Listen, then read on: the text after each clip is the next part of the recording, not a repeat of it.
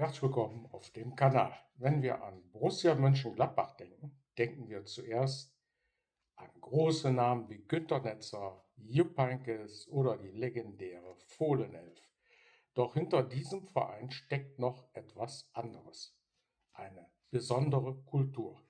Und genau diese Kultur kann überraschend viel mit erfolgreichem Remote-Arbeiten und einem digitalen Nomaden-Lebensstil zu tun haben.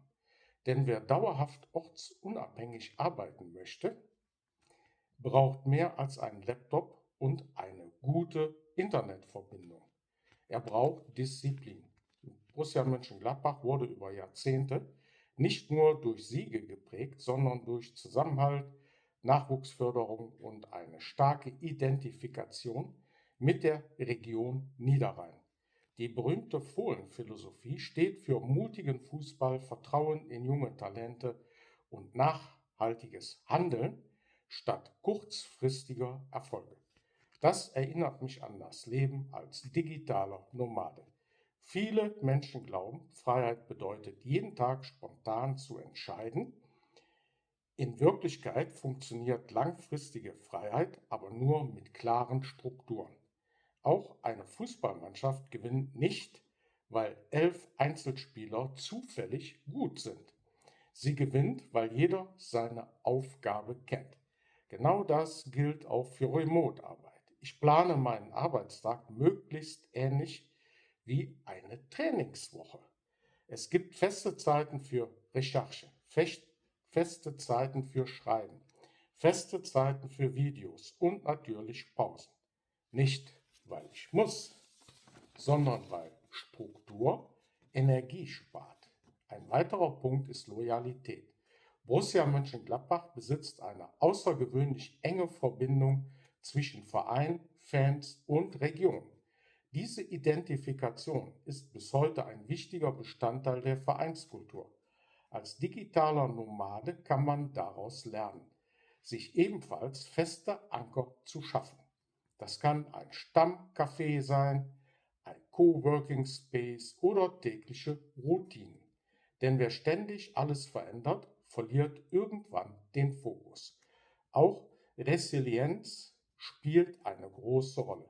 Gladbach hat in seiner Geschichte viele Höhen erlebt, aber auch schwierige Phasen. Trotzdem hat der Verein immer wieder Wege gefunden, neu aufzubauen und junge Spieler zu entwickeln. Genau diese Fähigkeit brauchen Selbstständige ebenfalls. Nicht jedes Video wird erfolgreich. Nicht jeder Monat bringt hohe Einnahmen. Nicht jedes Projekt funktioniert. Entscheidend ist, weiterzumachen. Nicht hektisch, sondern konsequent. Die größte Gemeinsamkeit sehe ich aber im Teamgedanken. Auch wenn viele digitale Nomaden alleine arbeiten, ist langfristiger Erfolg selten ein Einzelprojekt. Man tauscht sich aus. Man lernt voneinander. Man baut Netzwerke auf. Im Fußball gewinnt ebenfalls selten der beste Einzelspieler. Gewinnen kann vor allem das bessere Team. Und genau deshalb fasziniert mich Borussia Mönchengladbach. Nicht nur wegen der Spiele, sondern wegen der Werte, Zusammenhalt, Nachhaltigkeit, Disziplin. Und Vertrauen in Entwicklung kann statt kurzfristiger Hektik.